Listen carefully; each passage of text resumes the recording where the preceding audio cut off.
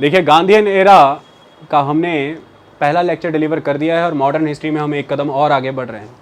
Gandhian era के first lecture के दौरान हमने गांधी का एमर्जेंस समझा, भारत में उनका एडवेंट समझा। हमने देखा कि उन्होंने चंपारण, खेड़ा और अहमदाबाद मिल स्ट्राइक में किस किस तरह का योगदान दिया, जो फाइनली कल्मिनेट हुआ रॉलेट एक्ट के दौरान। रॉलेट सत्याग्रह से अब हम आगे बढ़ेंगे, लेकिन इस पहले पड़ाव को पार करने से पहले हमारा आज का यह लेक्चर बहुत महत्वपूर्ण है, जिसमें गांधी की आइडियोलॉजी के बारे में आप बहुत कुछ पढ़ेंगे। मैं किताबों से कई सारे स्टेटमेंट्स कोट करूंगा जो आपके लिए आवश्यक हो जाएंगे समझने के लिए लेक्चर के कंटेंट को।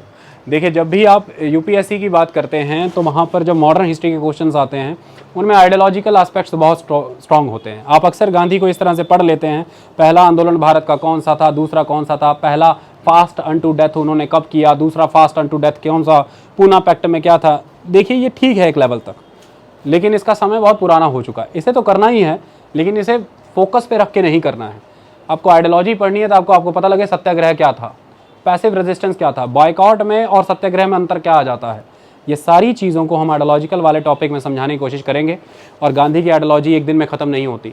आगे आने वाले दिनों में जितने भी हमारे लेक्चर होंगे उन हर लेक्चरों में गांधी हैं और हर लेक्चर में गांधी के कॉन्टेक्स्ट में समझाएंगे। उसी दिशा में बढ़ते हुए हम सबसे पहले समझते हैं सत्याग्रह के बारे में। देखिए, गांधी जी का इंडियन पॉलिटिकल सीन पे एमर्ज होना एक बहुत इंपॉर्टेंट एस्पेक्ट था। किन कॉन्टेक्स्ट में? सबसे पहला एस्पेक्ट ये था कि अब तक आपने भारत में अंग्रेज़ों से भारत को मुक्त कराने के लिए जो भी मूवमेंट देखी, उनमें दो मूवमेंट बहुत स्ट्रॉन्ग थी। सबसे पहली मूवमेंट जो 1885 से इंडियन नेशनल कांग्रेस के मॉडरेट विंग ने स्टार्ट की, जिनको हम नरम दल के तौर पर देखते हैं। उन्होंने लंबे समय तक सरकारों के good attitude, just behaviour, fair play की टेंडेंसी पर रिलाय करते हुए ब्रिटिश पार्लियामेंट और ब्रिटिश जनता के जस्टिस लवर एटीट्यूड पे डिपेंड करते हुए प्लीज़ लगाई, पिटीशंस लगाई, प्रेयर्स की, डेमोन्स्ट्रेशंस किए। सरकारों को जितने भी अनब्रिटिश एटीट्यूड है उन्हें करेक्ट करने को कहा, लेकिन वह उतना सफल नहीं रह पाया। तो फाइनली एक वर्ग कांग्रेस से ही जन्मा, जिसे एक्सट्रीमिस्ट कहते हैं। 1905 का स्वदेशी मूवमेंट इसका अच्छा मंच था और एक्सट्रीमिस्ट आपको देखने को मिला। एक्सट्रीमिस्ट थोड़ा ज़्यादा बड़े स्तर पर एक्शन लेने की बात करते थे और डायरेक्ट। एक्सट्रीमिस्ट बॉयकॉट की बात करते थे, एक्सट्रीमिस्ट भी पैसिव रेजिस्टेंस की बात करते थे, स्वदेशी की बात करते थे, स्वराज की बात करते थे। लेकिन यह भी फैक्शन उतना स्ट्रांग नहीं चल पाया और 1907-8 के अराउंड इंडिविजुअल हीरोइज्म का एक फेज़ चला, जिसे आप रेवोल्यूशनरी टेररिस्ट भी कह करके बुलाते हैं, जिन्हें आप रेवोल्यूशनरी नेशनलिस्ट कह सकते हैं। इसमें कई लोगों के आपने नाम पढ़े, खुदीराम बोस, प्रफुल्ल चाकी, इन सब का जिक्र आया, जिसके बारे में आने वाले दिनों में आप सब डिटेल में पढ़ने वाले हैं। ये सब आपको रेवोल्यूशनरी टेररिज्म में डिटेल में पढ़ाया जाएगा। वह इंडिविजुअल हीरोइज्म को भी ज़बरदस्त वे में अंग्रेज़ों के द्वारा क्रश किया गया और वो लोग भारत से या तो डिपोर्ट कर दिए गए या यहाँ से चले गए, पलायन कर गए। ऐसे में भारत में जब गांधी का एडवेंट होता है तो ये क्यों डिफरेंट माना गया? सबसे पहले, अब तक ना तो मॉडरेट, ना एक्सट्रीमिस्ट, ना इंडिविजुअल रेवोल्यूशनरीज, ना तो पीजेंट्स को साथ ला पाए थे, ना वर्कर को साथ ले पाए थे। और गांधी के द्वारा भारत में आने के बाद जो 3 मेन कैंपेन किए गए, that is first is the Champaran, second one is the Kheda and the third one was the Ahmedabad mill workers strike. इसमें वह दो वर्ग जो अब तक पूरी तरह से सेंट्रल स्टेज से गायब थे, यानी कि पीजेंट्स, द फार्मर्स और वर्कर्स, इन दोनों को अपने साथ जोड़ा गांधी ने। तो गांधी की अप्रोच एक मास मैन की अप्रोच है, एक बहुत ही simple personality with high ideals. तो गांधी को एक नेशनल लीडर के तौर पर ऑटोमेटिकली ही देश ने स्वीकार किया और 1919 के बाद इंडियन नेशनल कांग्रेस की डायरेक्ट इनडायरेक्ट ऐसी कोई गतिविधि नहीं थी जो गांधीयन आइडियोलॉजी से प्रभावित नहीं है। गांधी क्या हैं अपने आप में, इसे समझना भी ज़रूरी है। गांधी से यदि आप उनकी आइडियोलॉजी को अलग कर दें तो नेचुरल सा एस्पेक्ट है, फिर वो राष्ट्रपिता नहीं है, वह एक शरीर है जो कि नॉर्मल सबके पास होता है। लेकिन गांधी जिनका जिक्र हम कर रहे हैं वह एक आइडियोलॉजी है, एक सोच है, एक तरीका है, एक जीवन जीने की शैली है, ढंग है, जिसके कई पिलर हैं। उन पिलर में सबसे इम्पॉर्टेंट पिलर सत्याग्रह का है। सत्याग्रह क्या है, इसके विषय में बहुत सी चीज़ें निकल करके आती। सबसे पहले हम समझें कि सत्याग्रह के टूल कौन कौन से हो सकते हैं। सत्याग्रह का एक टूल जिसमें आप सिविल डिसओबीडियंस करते हैं, सविनय अवज्ञा, आप पूरी तरह से सामने वाले के सामने सादर तरीके से खड़े होकर के विनय तरीके से विनती करते हुए अवज्ञा कर रहे हैं, उसकी डिसओबीडियंस कर रहे हैं। कोई वायलेंस नहीं, कोई अटैक नहीं, सामने वाले को किसी तरह का कोई हरासमेंट नहीं। ये एक पार्ट है सत्याग्रह का। सत्याग्रह में आप completely non violent picketing of the shops, picketing of the industries कर रहे हैं, धरना, मोर्चा, सामान बेचने नहीं दे रहे हैं, ये सब कर रहे हैं। सत्याग्रह के तहत आप फास्ट अनटू डेथ कर रहे हैं, आमरण अनशन, यानी कि जब तक आपकी मांगें पूरी नहीं होती आप अनशन पर बैठेंगे, चाहे फिर आपको मृत्यु ही प्राप्त हो जाए। सत्याग्रह के तहत आप दृढ़ संकल्प कर रहे हैं कि जिन जिन चीज़ों को सरकार रोक लगाती है वह कार्य हम करेंगे। जैसे लिटरेचर अगर बैन है तो उस लिटरेचर को सेल करेंगे, क्योंकि सरकार यह बैन लॉजिक्स के आधार पर नहीं लगा रही, ऑटोक्रेटिक एटीट्यूड के दम पर लगा रही। और रॉलेट एक्ट के दौरान गांधी ये कर चुके थे। रॉलेट एक्ट के दौरान गांधी ने जब उस कैंपेन को बहुत इंटेंसीफाई करना शुरू किया तो उन्होंने जितना भी लिटरेचर बैन था उस लिटरेचर को पब्लिक डोमेन में लाने के लिए कहा, और लोगों ने वो सारी किताबें बेची जो किताबें सरकारों के द्वारा, या वो अखबार जो सरकारों के द्वारा बंद किए गए थे उन्हें बेचा। यह भी गांधी का एक तरीका था सत्याग्रह का। सत्याग्रह का एक दूसरा तरीका यह है कि सामने वाला आप पर जितनी यातनाएं ढाए आप उससे दुगनी यातनाओं के लिए तैयार रहें, लेकिन बदले में उस पर आक्रमण नहीं करेंगे। बस सेम कहानी, एक गाल पर थप्पड़ मारे अगर कोई तो दूसरी गाल उसके सामने कर दें, लेकिन ये आप ऐसा कर ना देना, क्योंकि उसके लिए पहले गांधी होना होगा, ताकि कोई दूसरी गाल पे थप्पड़ मारने की हिम्मत ना करे। उसके लिए एक लॉन्ग टर्म प्रैक्टिस है, वो अभी समझ आ जाएगी। ये सब हिस्से थे सत्याग्रह के। इस तरह से सत्याग्रह आपको दिखा। अगर आप मुझसे पूछे सत्याग्रह, तो सत्याग्रह आपको एक्सप्रेस होकर के आया, दिखा है वो इन स्ट्रेटजीज और इन तरीकों के थ्रू। नॉन वायलेंस उसका एक आधार था जिस पर हम अभी आएंगे। क्यों अपनाया सत्याग्रह का तरीका गांधी ने और कहाँ से अपनाया? देखिए 1893 से गांधी अफ्रीका में काम कर रहे थे, हमारे लेक्चर में बताया गया है, और सत्याग्रह का एक्सपेरिमेंट वहीं पर किया गया। सत्याग्रह का सबसे पहला एक्सपेरिमेंट अगर कहीं पर हुआ है तो अफ्रीका के 1906 में अफ्रीका की सरकार के द्वारा एशियाटिक रजिस्ट्रेशन एक्ट लाया गया, जिसके तहत सभी भारतीयों को, एशियंस को, लेकिन हम भारतीयों की बात कर रहे हैं, अपनी अंगूठी और पंजे के निशानों के तहत खुद को रजिस्टर करना ज़रूरी था वहाँ की सरकार के सामने। इस अल्टीमेट एस्पेक्ट के अगेंस्ट सत्याग्रह की शुरुआत वहाँ पर गांधी जी के द्वारा की गई। ये पहली चीज़। तो इसकी नींव जो है, इसके जो आधार बनता है वो अफ्रीका से बनता है। गांधी जी भारत आए, चंपारण को भी सत्याग्रह कहा जाता है। भारत के बिहार के उत्तरी इलाके में वह लोग जो नील की खेती करते हैं उनके ऊपर प्लांटर्स के द्वारा उत्पीड़न किया गया, उनके ऊपर एक्सटॉर्शंस किए गए, सप्रेशंस किया गया उनका। इसके खिलाफ गांधी जी इंडिविजुअल फार्मर से मिले, उनकी पीड़ा, उनके दुख को समझा, उनसे डाटा कलेक्ट किया कि भाई क्या टैक्स बनता है, क्या रेवेन्यू बनता है और क्या आपसे लिया जा रहा है।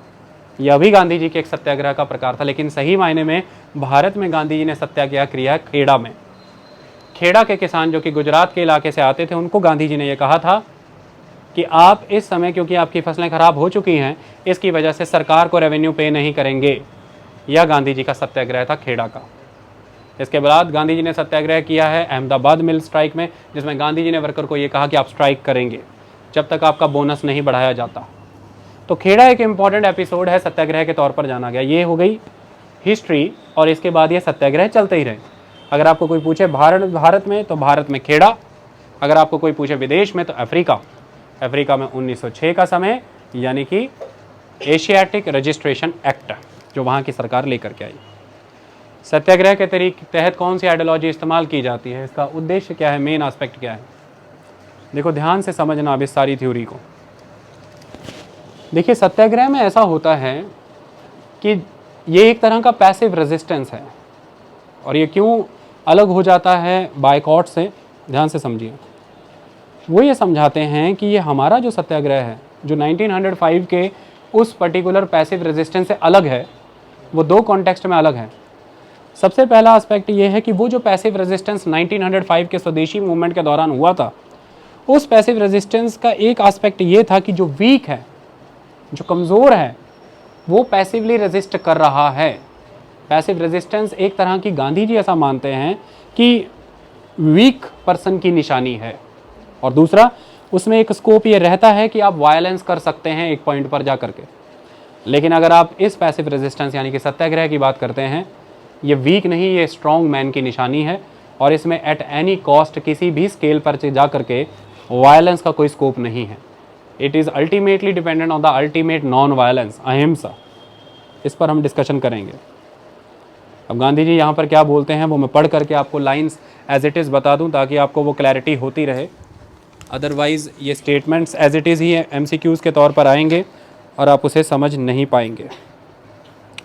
वो कहते हैं the passive resistance has been conceived as a weapon of the weak and does not exclude the use of physical force or violence for the purpose of gaining one's end, whereas the satyagrah has been conceived as a weapon of the strongest and excludes the use of violence in any shape. किसी भी form में किसी भी तरह की हिंसा की खिलाफत करता है, जबकि पैसिव रेजिस्टेंस जो 1905 का था उसमें स्कोप नहीं था, कभी भी फिजिकल हो सकते थे और आपने उस समय में वो देखा भी। रेवोल्यूशनरी टेररिज्म का एक पॉइंट पर जाकर के जन्म भी हुआ और एक्सट्रीमिस्टों के कई कैंपेन में वायलेंस हुई, गांधी जी के कैंपेन में भी वायलेंस हुई है। अब फिर काम कैसे करेगा सत्याग्रह, ये कैसी आइडियोलॉजी है?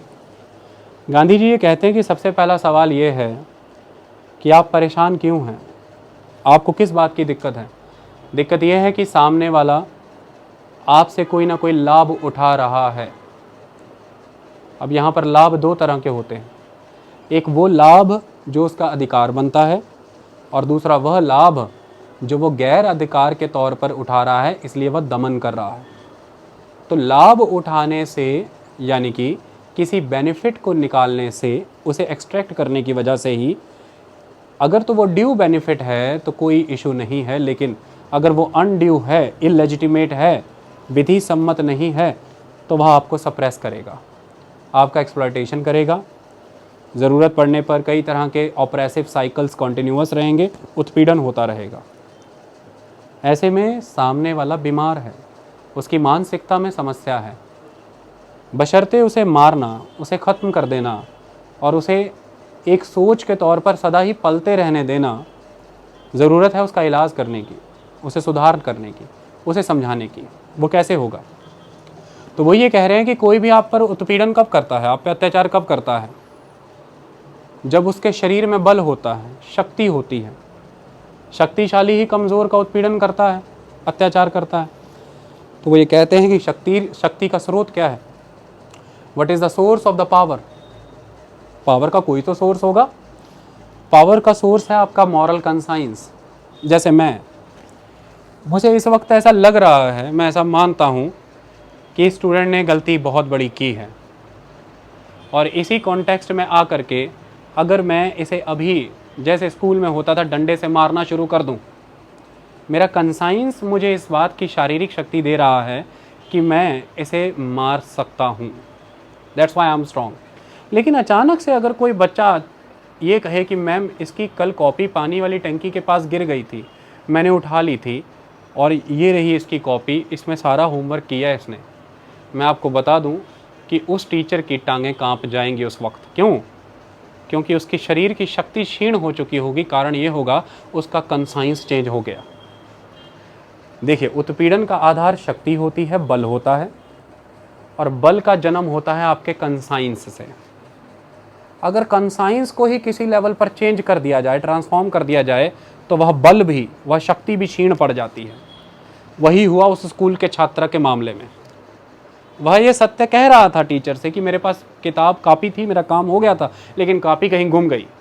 लेकिन टीचर के माइंड में नोशन है कि यह झूठ बोल रहा है, कंसाइंस है उसका कि मेरा एक तजुर्बा है, यह झूठ बोल रहा है, तो वो उसे मार रहा है। ऐसे में जब कॉपी प्रस्तुत हो जाती है तो टीचर का कंसाइंस चेंज होता है, वह शारीरिक शक्ति में भी कमज़ोर पड़ता है। आप अक्सर अपनी ज़िंदगी में भी नोटिस करते होंगे, थोड़ी देर पहले आप किसी मामले को लेकर बहुत गुस्सा होते हैं, थोड़ी देर बाद आपके हाथ पैर भी कांपने लग जाते हैं। चेंज कंसाइंस का आता है, ये पहली चीज़। और वो ये कह रहे हैं कि इस कंसाइंस के बाद क्या बदलना ज़रूरी है।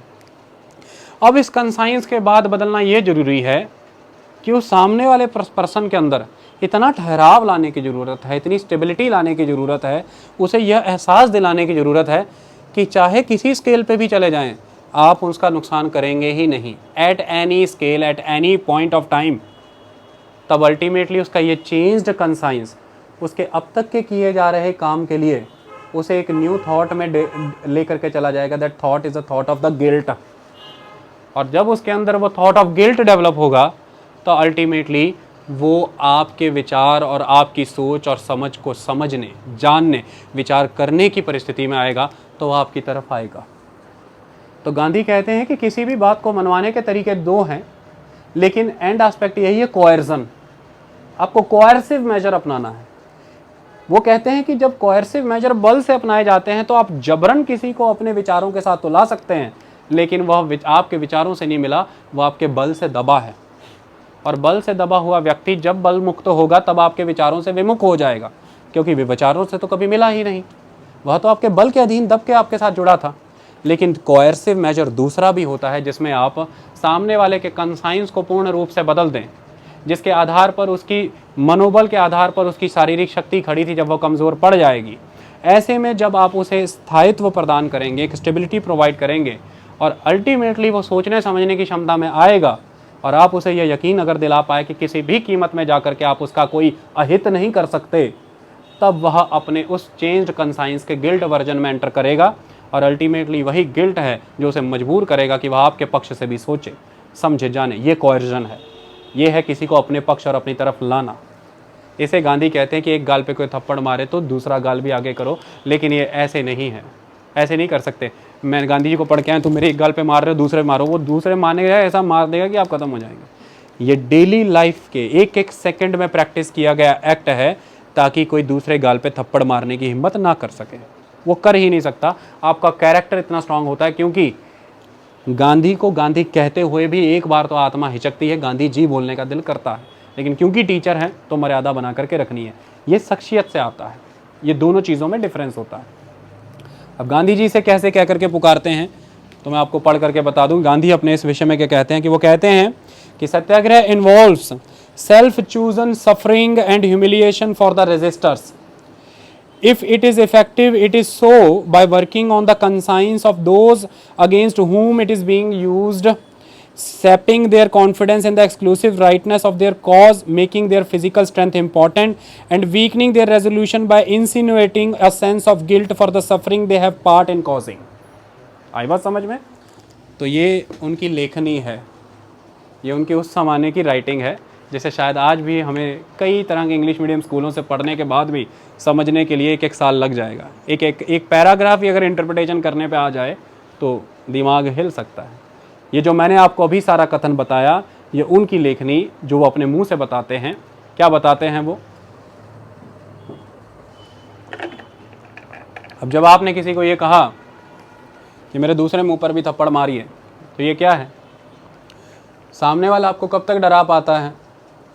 जब तक उसे यह पता लगता है कि मेरे मारे हुए थप्पड़ों का इस पर असर है। यह पता लगता है। आपको भय में लेकर के आना है ना, आपको फियर में लेकर के आना है। और फियर किस बात से आता है? जब आपको सत्य का अनुभव नहीं है।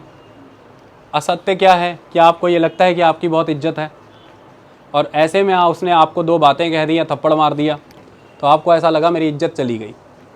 ऐसे में आप उन थप्पड़ों से डर रहे हैं, इसलिए आप बदले में वायलेंट होंगे अपनी आत्मरक्षा के लिए। ये एक एस्पेक्ट है। लेकिन अगर आपको सत्य की अनुभूति यह हो जाए कि इसके थप्पड़ या किसी एक चीज़ से मेरी इज्जत या सम्मान किसी ग्राउंड पे नहीं जा सकता, क्यों? मैं सत्य के तथ्य पे खड़ा हूँ, और मैं जो कह रहा हूँ पूर्णतः सत्य है, मैंने इसको इसी फॉर्म में जाना है, और मैं इसे सामने रखने का सामर्थ्य भी रखता हूँ। ऐसे में आपके अंदर वो जो निर्भय स्वभाव पैदा होता है, वह आपको निर्वैरी बनाता है, क्योंकि फिर आपसे कोई वैर नहीं। यही नॉन वायलेंस है। निर्भय मनुष्य ही निर्वैर हो सकता है, और कोई भी नहीं हो सकता। जिसमें भय है वह बैर है, वह लड़ाई करेगा, वो सामने वाले को दबाने का प्रयास करेगा। तो गांधी ये कह रहे हैं कि जब थप्पड़ से भय है, या तब तक जब आप थप्पड़ का रास्ता चुनते नहीं, लेकिन जब आपने विलिंगली अपने ही थॉट के अकॉर्डिंग अपने लिए सफरिंग्स को खुद चुन रखा है, तो वह सफरिंग्स आपकी चुनी हुई हैं। इसकी वजह से वह जो थप्पड़ मार रहा है, उसके थप्पड़ का असर अब उस पर अधिक होगा, आप पर कम, क्योंकि वह थप्पड़ आपने खुद के लिए खुद चुना है। देखिए, थप्पड़ गुस्से में खाना होता है, थप्पड़ बेशर्मी में खाना होता है, और थप्पड़ बाय विल। देखिए, बाय चॉइस एक अलग चीज़ है, बाय विल एक अलग एस्पेक्ट है। जब आप यह सत्य को जानते हैं कि भाई आप अल्टीमेट करेक्ट और राइटियस पाथ पर खड़े हैं, ऐसे में सामने वाला केवल आपको गलत इस बात पर ठहराना चाहता है कि उसके पास बल है, उसके पास केवल बल है, इसलिए वो सही है। ऐसे में आपको उसको शक्ति यदि उसके झूठ से मिल रही है, तो गांधी का मानना ये था कि जब आप सत्य पे हैं तो आपकी शक्ति आपका सत्य है। और यह सही बात है कि कोई भी वीक यानी कि कमज़ोर आदमी और कोई भी कॉवर्ड यानी कि डरपोक आदमी कभी भी किसी लेवल पर भी यह सत्याग्रह का तरीका नहीं अपना सकता, क्योंकि विलिंगली डंडे खाना, विलिंगली थप्पड़ खाना, विलिंगली जेल में जाना और विलिंगली समाज में अपने सम्मान को क्षीण कराना यह कमज़ोर नहीं शक्तिशाली की निशानी है, यह डरपोक नहीं ये ब्रेव पर्सन की निशानी है। तो ये बताते हैं कि सत्याग्रह वीक नहीं स्ट्रॉन्ग, ये कॉवर्ड नहीं ब्रेव लोगों की निशानी है। इसलिए इसके लिए माइंड, बॉडी और सोल तीनों को बहुत स्ट्रांगली ट्रेंड करना पड़ता है। लेकिन जब आप किसी के द्वारा इंस्टिगेट होकर के एकदम से आंदोलित होकर के सत्याग्रह करते हैं तो वह कभी ना कभी वायलेंस में बदलता है। इसलिए गांधी के एक्सपेरिमेंट्स कई बार जब लोगों के माध्यम से अपनाए गए तो वो फेल भी रहे। जबकि Gandhi mind, body and soul की ट्रेनिंग में बिलीव करते थे, इसलिए 1906-7 में अफ्रीका में फिनिक्स की स्थापना की, बाद में टॉलस्टॉय होम की स्थापना की, भारत में आकर के साबरमती आश्रम की स्थापना की। क्योंकि सत्याग्रह ट्रेनिंग है माइंड की, ट्रेनिंग है मॉरल्स की, ट्रेनिंग है बॉडी की, सोल की। इसके बिना सत्याग्रह यूजलेस है, आप उसे एग्जीक्यूट ही नहीं कर सकते। क्यों? वह किसी ना किसी एंड को अचीव करने का एक ज़रिया है मात्र है, तो वह स्ट्रेटजी है, वह टैक्टिस है। गांधी इस मामले में ये कहते हैं कि मेरे लिए सत्याग्रह एक पावर ऑफ ट्रुथ है, एक सत्य की शक्ति है, और सत्य से आग्रह करना, किसी को सत्य से रिक्वेस्ट करना, समझाना, मनाना, यह अल्टीमेटली वीकनेस नहीं स्ट्रेंथ का सोर्स है। और ये वही कर सकता है जो रियलिज्म में है, जो किसी तरह के ब्यूटीफाइड वर्जन्स में नहीं जी रहा। ये एक इंपॉर्टेंट एस्पेक्ट है। तो गांधी यहाँ पर ये कहते हैं कि मुझे ऐसा लगता है कि मनुष्य में वर्च्यू दो ही हैं। सबसे पहला वर्च्यू ये है कि वह सत्य में बिलीव करे, और दूसरा वर्च्यू ये है कि वो अहिंसा में बिलीव करे। इसके अलावा मैं किसी सुपरमैन कैरेक्टरिस्टिक्स में नहीं बिलीव करता, और मुझ में ऐसी कोई सुपरमैन कैरेक्टर है भी नहीं। I have only two virtue and I claim only two virtue, one is the force of the truth and the another one is the non violence. तो गांधी इस विषय में क्या कहते हैं वो भी मैं आपको पढ़ करके बता देता हूँ। गांधी कहते हैं the only virtue I want to claim is truth and the non violence. I lay no claim to super human powers, I want none. I want none, मुझे इनमें से किसी की आवश्यकता भी नहीं है, क्योंकि गांधी कॉमन मैन की स्ट्रेंथ में अल्टीमेट बिलीव करते थे। और कॉमन मैन कभी भी सुपरमैन नहीं है अगर वो सुपर पावर्स उसे कहीं ऊपर से आ रही हैं। हर कॉमन मैन होते हुए सुपरमैन है अगर वो ट्रुथ और नॉन वायलेंस में बिलीव करता है। तो यह गांधी की सत्याग्रह की आइडियोलॉजी है। सत्याग्रह को समझने के लिए 2-3 एस्पेक्ट अब समझने जरूरी हैं। अब सत्याग्रह के 2-3 बिंदुओं को यहाँ पर समझना जरूरी है। सबसे पहला एस्पेक्ट यहाँ पर क्या है? सत्याग्रह को लेकर के अक्सर एक भ्रम रहता है कि इसमें बल का प्रयोग नहीं होता। इसमें बल का प्रयोग नहीं है, इसमें अथाह बल का प्रयोग होता है, ये बात याद रखिएगा। लेकिन कौन सा बल? आत्मबल। तो ये क्वेश्चन एज इट इज ही आया हुआ है कि आत्मबल की कल्पना गांधी करते हैं? बिल्कुल करते हैं। आत्मबल के बिना पैसिव रेजिस्टेंस कैसे क्रिएट कर सकते हैं? 2 चीज़ें हैं, ध्यान से समझिए। पहला है किसी को ढकेलना, धक्का देना, इसके लिए शक्ति का उपयोग होगा, यह बल है। लेकिन अगर आपको कोई ढकेल रहा है, आपको कोई ख़त्म कर देना चाहता है, आपके विचारों से आपकी अडिगता को हटा देना चाहता है, उसे रेजिस्ट करने के लिए भी तो आपको एक बल चाहिए, वह आत्मबल है। अब आप कहते हैं कि वह आदमी शरीर से बड़ा कमज़ोर है। ठीक है, मैं प्रमाणित करता हूँ कि शरीर से आदमी कमज़ोर नहीं होता है, आदमी विचारों से और आत्मबल से कमज़ोर होता है। और गांधी स्पिरिचुअलिस्टिक एस्पेक्ट में सत्याग्रह को डिस्कस कर रहे हैं। वो फिजिकल फोर्स की बात नहीं कर रहे हैं, क्योंकि वो ये जानते हैं कि किसी भी फिजिकल फोर्स का सोर्स आत्मबल है, वरना रातों रात वो हॉलीवुड फिल्म का हीरो हल्क ना बन जाता। वो हल्क बना था ना, वो क्या था? उसका आत्मबल के उसे आभास हो गया था। लंबे समय से उसका वो जो मजाक बना, वो सारी चीज़ें वो हल्क की फॉर्म में निकल करके आई। वो एक्सप्रेशन है उसकी इंटरनल स्ट्रेंथ का, अदरवाइज़ कुछ भी नहीं। तो यहाँ पर वो क्या बता रहे हैं कि जब वो कोई नियम बनाते हैं, और नियम ये बनाते हैं कि तुम्हें इस क्लास से निकलना है।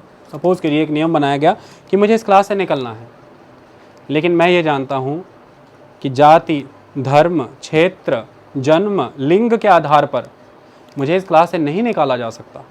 लेकिन वो मुझे निकाल रहे हैं इस आधार पर कि मेरी जाति ठीक नहीं है, अब इस बेसिस पर वो मुझे ये कह रहे हैं तुम्हें इस क्लास से निकलना।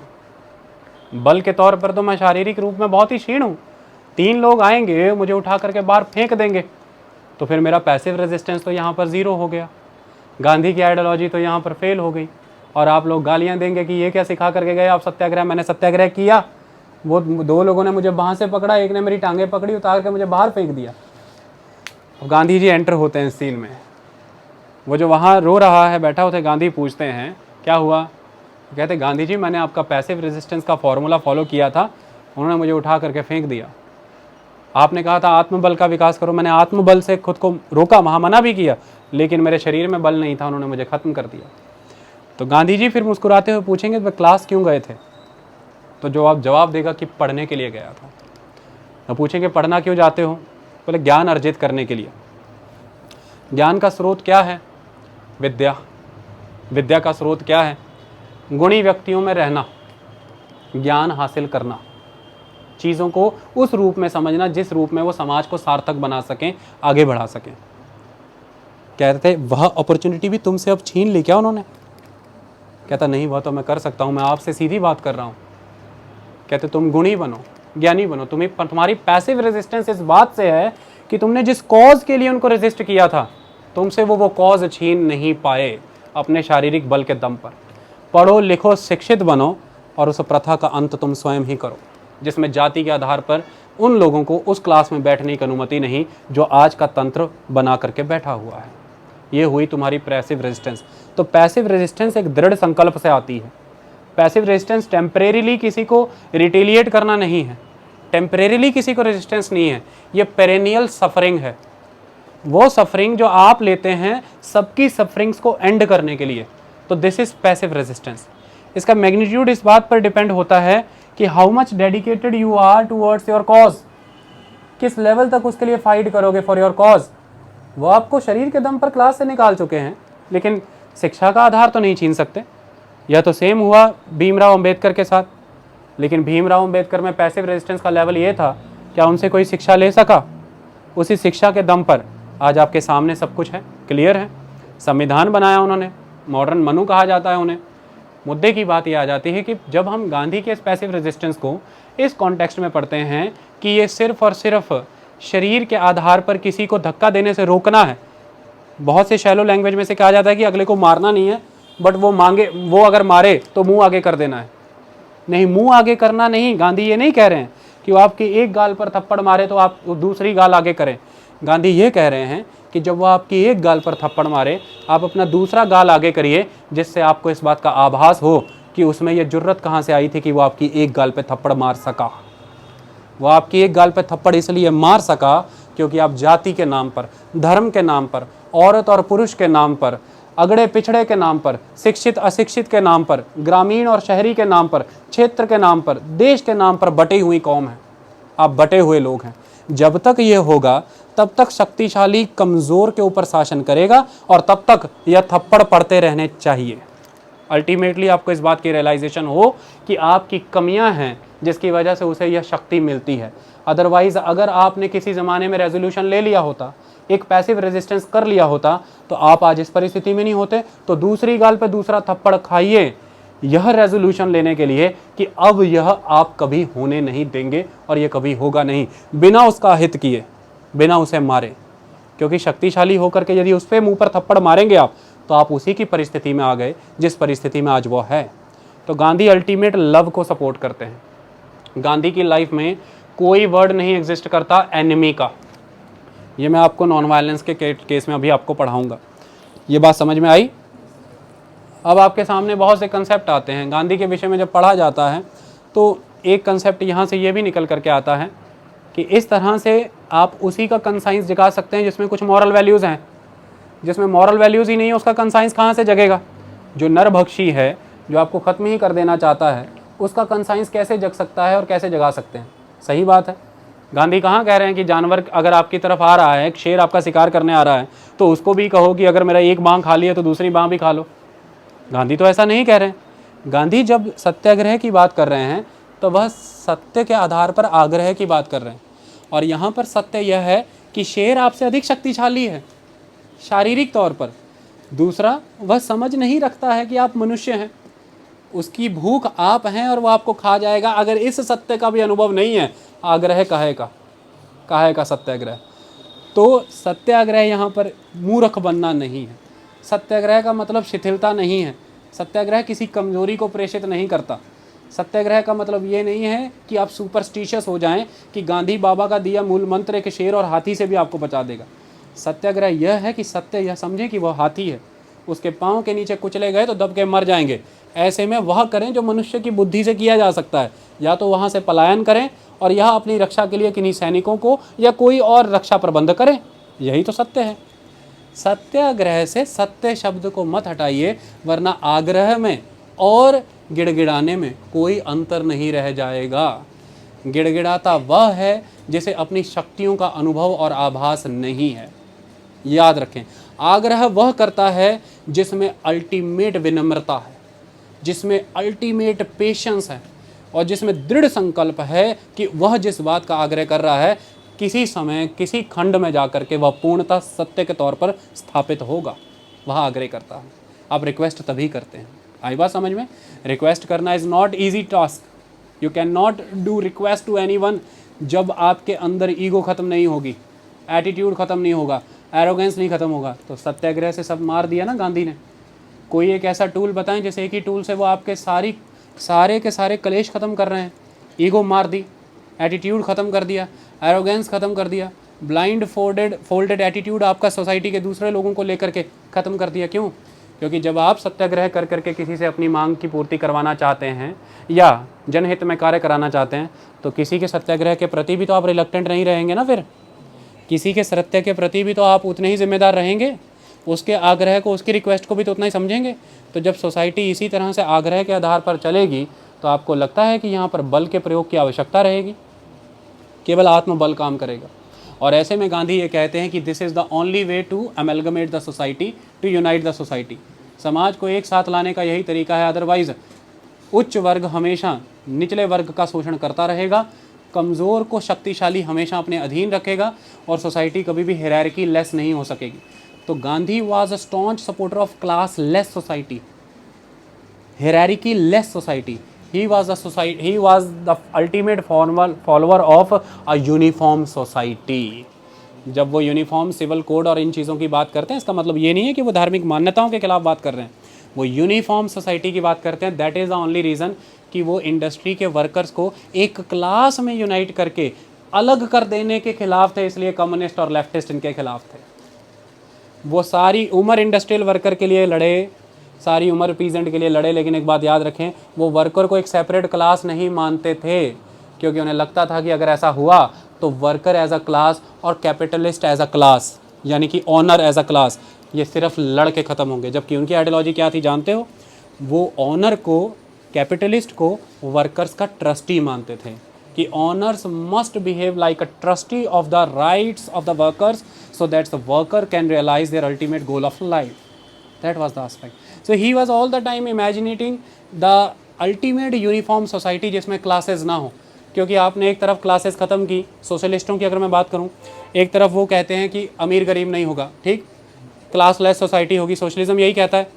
फिर क्लास फॉर्म हुई ना, वर्कर क्लास, फिर उनकी ट्रेड यूनियन बनी ना, फिर बंगाल से इंडस्ट्री भाग क्यों गई? फिर आज बंगाल में इंडस्ट्री क्यों नहीं है? फिर आज वहाँ पर एम्प्लॉयमेंट क्यों नहीं है? भारत के कोयला और आयरन से भरा हुआ राज्य, और सबसे पहले वहाँ पर हैवी इंडस्ट्री आई। Then why there is a pathetic state of affair of the employment? Why youths are migrating from that particular state? Because you have formed ultimate class-based society on the basis of the leftist model that was the worker class. Then all the time workers class organizing their ultimate agitations, protest and ultimate lockout, hartals and strikes of the factories.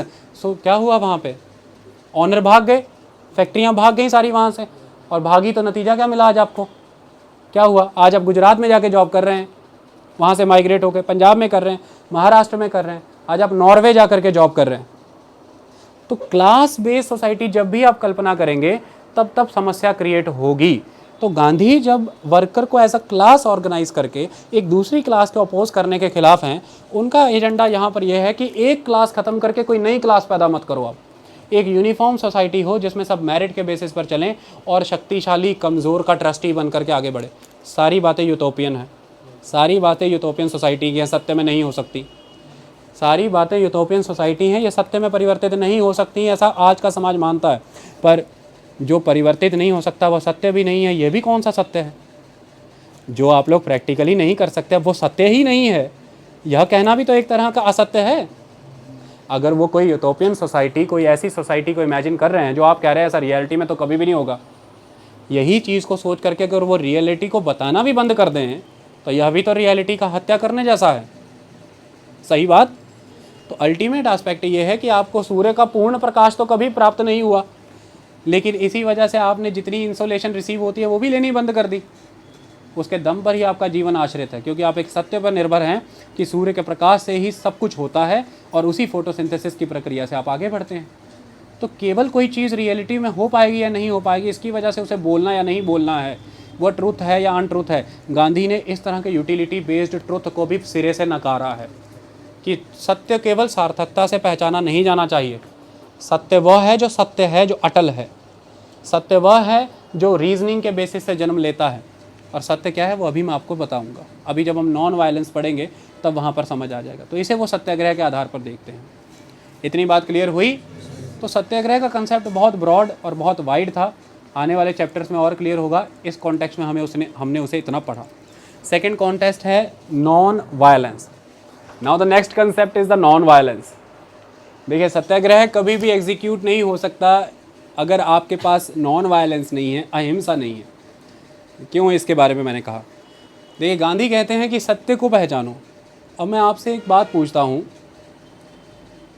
सत्य क्या होता है? मतलब कि किसका होता है? क्या सत्य होता है? सब लोग कहते हैं सत्य की पहचान करो, सत्य मिले तो सब सत्य हो जाए। चलो यहाँ पर ज़मींदार और किसान की बात करते हैं। भारत में मेन समस्या तो बंगाल के, भारत के बाकी इलाकों में यही थी कि ज़मींदार किसान का उत्पीड़न कर रहा था। ऐसे में गांधी जी पहुंच गए बाबा बन के अपने प्रवचन देने, तो उन्हें गांधी बाबा भी कहा गया। क्या कहना चाहते हैं? बस ज़मींदार से इस बात को कह रहे हैं कि अपने सत्य को पहचाना तुमने। ज़मींदार पूछता है कैसा सत्य गांधी जी? वो ये पूछते हैं कि ये किसान कौन है? कहता है ये खेतों में काम करता है, मेरा टेनेंट है, मेरे अधीन काम करता है, मैं ज़मीन का मालिक हूँ। कहते सही मायने में तुम ज़मीन के मालिक हो? कहता हाँ मैं ज़मीन का मालिक हूँ। पहले अपना मालिकाना हक सिद्ध करके बताओ। कहता ये रहे